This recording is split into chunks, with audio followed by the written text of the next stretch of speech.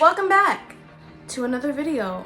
I'm going to be sharing another crazy story time about another crazy, not so accommodating professor. So pull up a chair, grab yourself a snack, and let's dive right into this topic. Okay. So if you guys haven't seen my previous video, then I would highly suggest you watch that one first. It's down in the description, and it's about the professor that asked me to make eye contact with the class. And this one is somewhat similar, except this time around, this professor slammed the door in my face.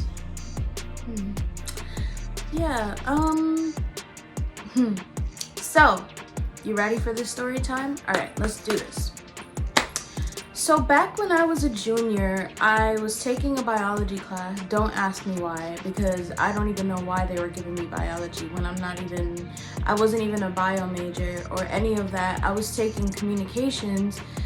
Anyways, I digress, okay?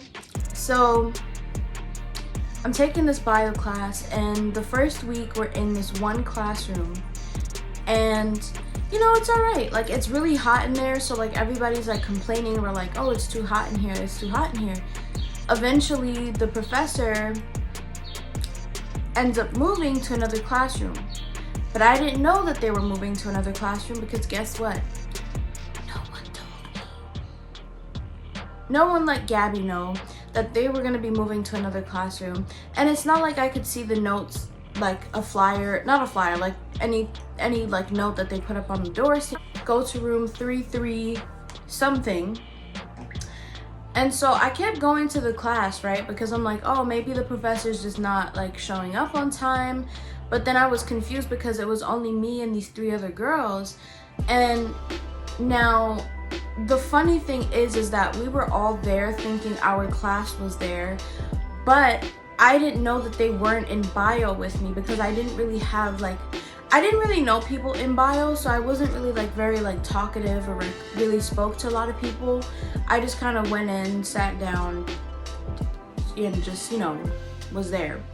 So these 2 girls are sitting behind me, and I'm like, oh, like, you know, maybe the professor's not showing up, or like maybe he's just not here today. But then I was like, but where's the rest of the class? Like, did they put out like an announcement on Canvas saying like, oh, he's not gonna be in or whatever? But I checked Canvas and they checked Canvas and they weren't like finding anything. So we're all like shocked. We're like all confused, right? So we're all like sitting there and we were talking to each other and we're like, yo, like, you know, whatever. And then eventually one of the other people come in, but it's not from my class either. At least, again, I still didn't know at this point that they weren't in my class. So he comes in and they're like, oh, yo, like, where's the professor? And I'm like, yeah, like, I haven't gotten any information off of Canvas. Like, no one's like told me anything. And they were like, yeah, us either. And lo and behold, they were taking a government class. So their professor was supposed to be in the room that my class was originally in, and my class like went to another room. I don't know if it was the room that they were in, but they went to another room, right? So anyways, I was like, all right, you guys, like, I don't know what's going on, so let me just like go check with registrar, because at this point, this is the second week that we've been. Sorry, so the first week we were in the same class, and then the second week they moved to another room. And so I'm like, oh, like, let me go downstairs, because I knew that they were going to be giving a test that day. So I was like, oh, like, I want to at least be there for the test. And so I go to registrar and I'm like, hey, like, this is what's going on. And they're like, really? And I was like, yeah. They pulled up the information and they're like, oh yeah, like, your professor's on this floor. I was like, oh, okay. I was like, well, I didn't get any information. Like, there's no announcement. And like, even though the other 2 girls in there, like, they didn't see anything on the door either. So we're like, how the hell did everybody know that their class was going to be switched around? And so anyways, I had a friend at the time, and I like went to her and I was like, listen, like I don't know where this room is, like can you please come with me? And she's like, yeah, of course. So she comes with me to the classroom, right? And I knock on the door, like not too loudly because I knew that they were in the middle of a test. And so I knock on the door and the professor comes out. Mind you, he's old, okay? Comes out and he's like, oh, hi. And I'm like, yes, hi. I'm just here to pick up like a print copy of the test so I could like give it to the accessibilities office so they could like get it transcribed over into like Braille or whatever other format I was like needing. And he literally goes, I guess I have no other choice. And then proceeds to slam the door in my face. Yeah. And so me and my friend are standing there and she's like, what the heck? Like what is wrong with him? Like, and comes back out, hands me the exam, and like slams the door in my face again. So I bring it to the accessibilities office and I like tell her what happened, and she's like, oh no, like that's not okay. Like that's not acceptable. I'm like, no duh. Right? And so I'm like, okay, two could play at this game. So I'm like, well, I need to have a meeting with you and the dean and him, or the chair of this department, because I'm tired of facing so many issues when it comes to this stupid class that I don't even need. Like if it was a class that I needed, I would understand. Like, well, no, not even. Like it doesn't matter if it's a class I need or I don't need. It's like you're still being disrespectful and discriminatory.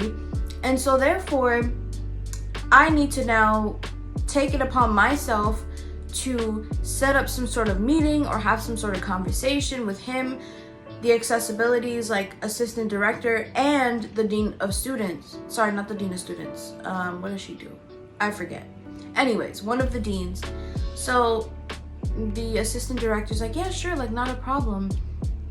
So we set up this meeting, and my brother was in New York at the time, and so I was like, I come home and I'm like, listen, like I tell him what happened, and he's like, what the hell? Like that is crazy, right? Because I've never complained this much about a professor before. Like the whole eye contact thing, like that was crazy too, but it wasn't to this extent where you're literally like not allowing me to get my education. Even if it is a class that I don't really care about, it's still education, and you're like basically preventing me from doing that because of your nasty attitude. So I tell my brother, I'm like, listen, like we're having this discussion tomorrow with the dean and the assistant director for the accessibilities office, and I'm like, and I don't know like where this conversation is going to be going. And so he's like, oh, I can come. I was like, yes. So my brother works in the education like field, and so, you know, it was like, all right, cool. Like he's gonna know how to help because I don't really know how to like deal with these types of situations. So the thing, here's my trick to anybody that's facing any sort of what was it? I was gonna say discriminatorization, because that's a word. To anybody facing try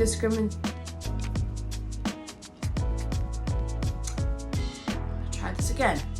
To anybody facing discrimination in college right now, I just think that it's important to have another person with you in those meetings, whether it's a parent or it's a sibling or someone that's like close to you that you can, be there to like listen in and see what the issue is and see how they can like kind of push these people to do better. Okay, so anyways, I know that this meeting is still happening, but here's what I did.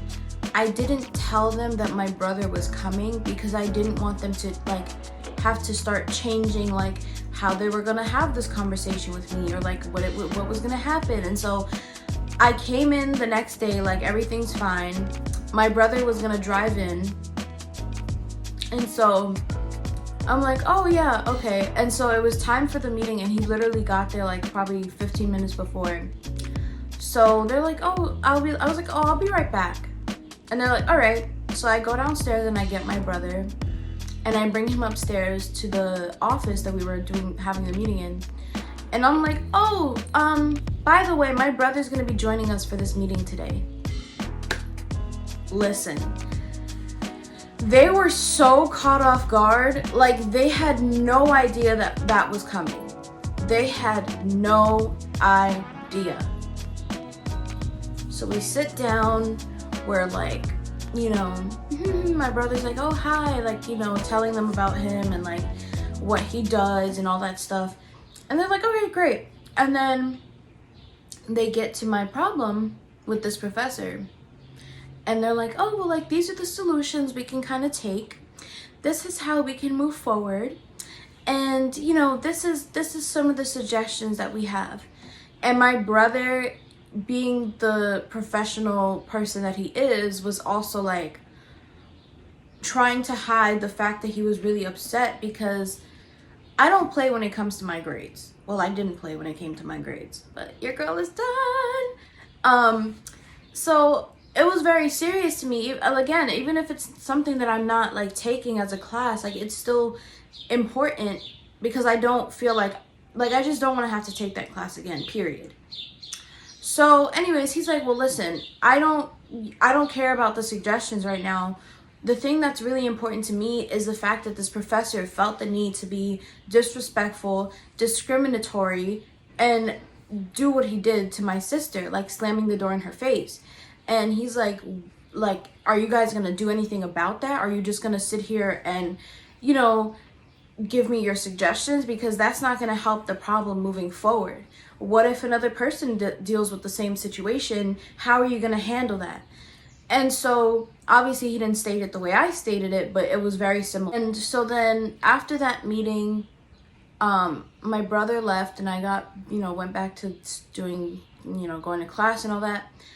And it was only from that point on that the professor actually started sending me my exams, like through email, like on the day of. He would like send it to me and I would like work on the exam and then submit it back to him.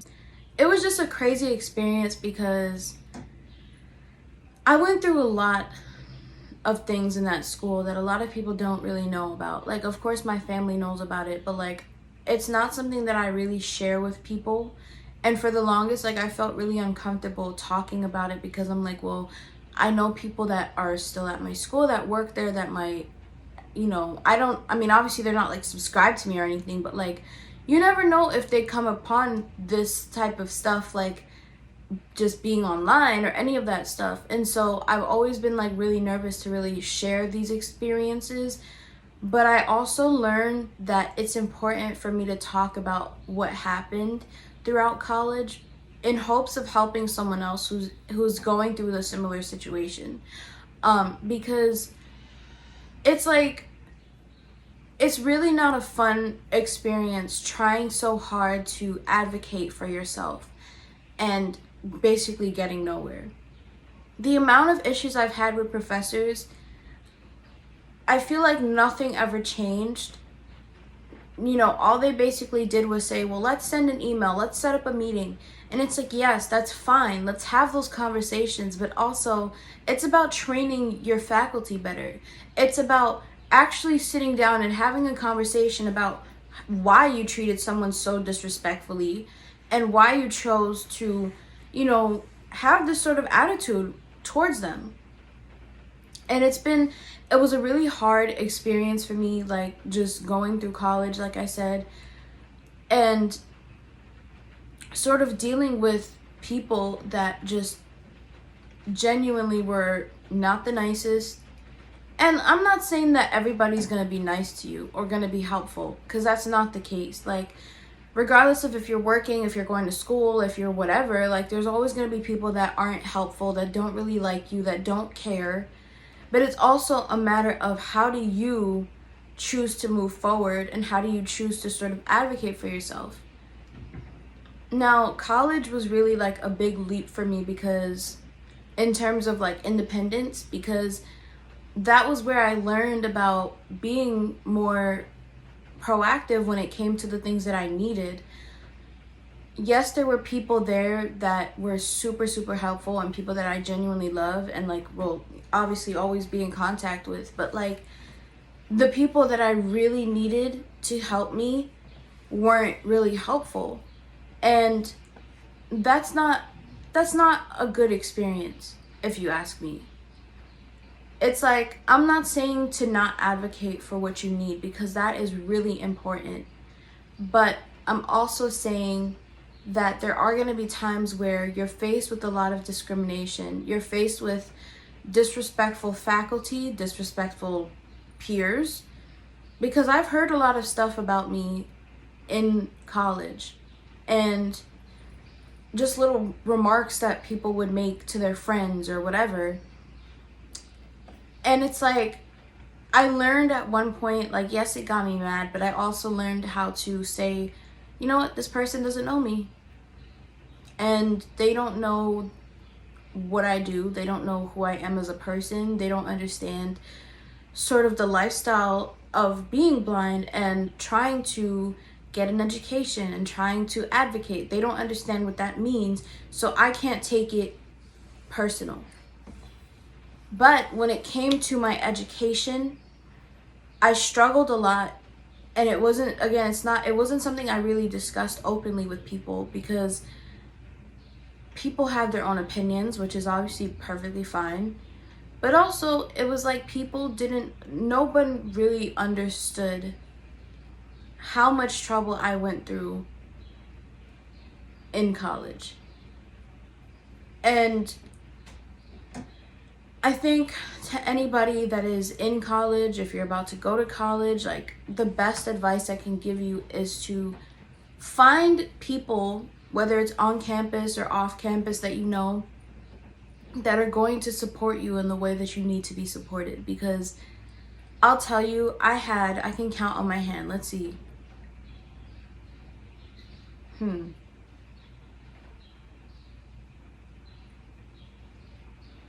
Like 4 or 5 people that actually cared and care about me.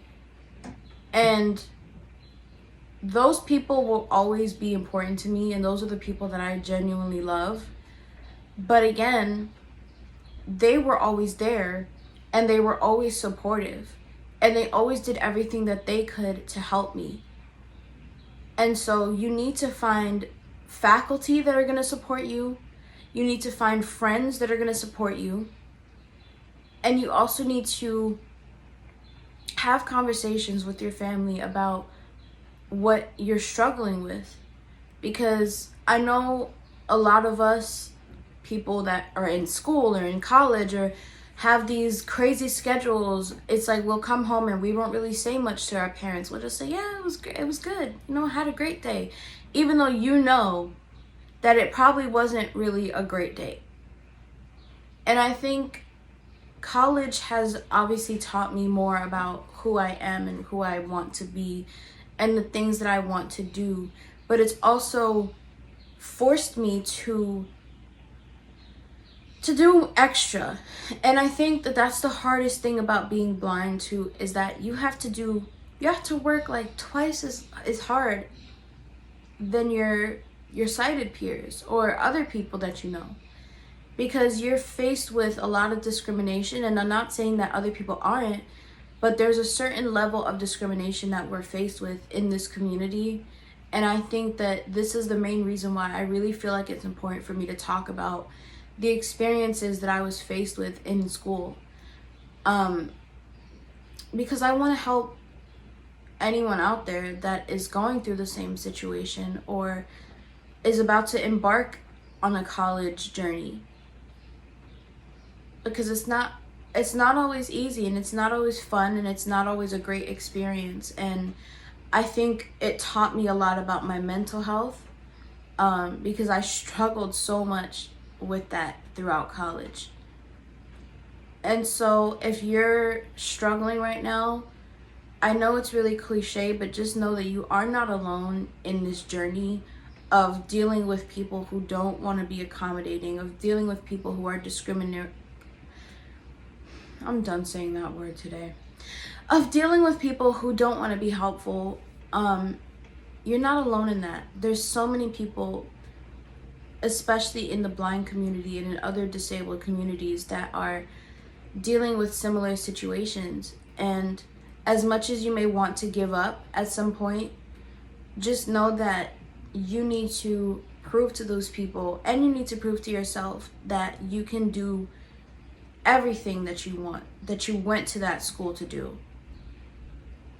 I always said, I'm gonna transfer.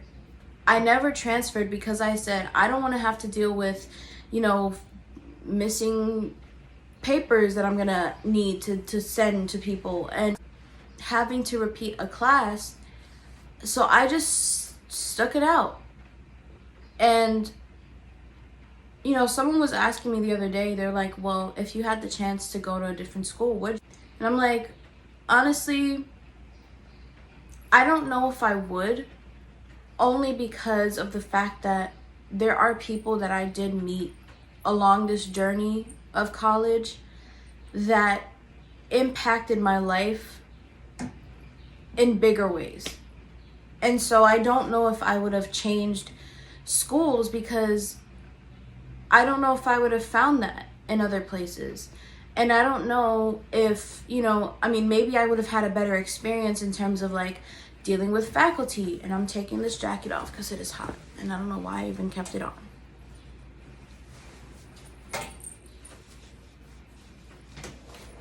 But I think that it's a really tricky thing to try to ask yourself, because you don't know.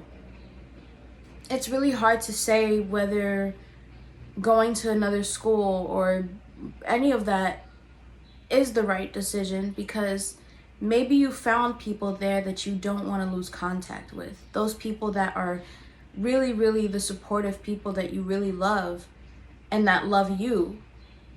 And so it's a really tricky thing to really make that decision. And so, yeah. So there's another story time in the books. Comment if you want to hear more, because trust me, there's a lot. And if you want to see any other videos, you can check them out in the comments and the description, or somewhere on the screen if I can actually try to get the stupid thing to work with me. Anyways, thank you guys so much for watching. One more announcement I do want to make. Any music that you heard at any point in this video is used by Epidemic Sound. This is not a sponsor, but I do just want to say that you can start adding great music, high quality music to your content by using the link in the description and starting your free trial. All right, so be sure to check it out and use the link. Okay, use it. Trust me, you won't regret it. Okay, all right, I love you guys. Thank you.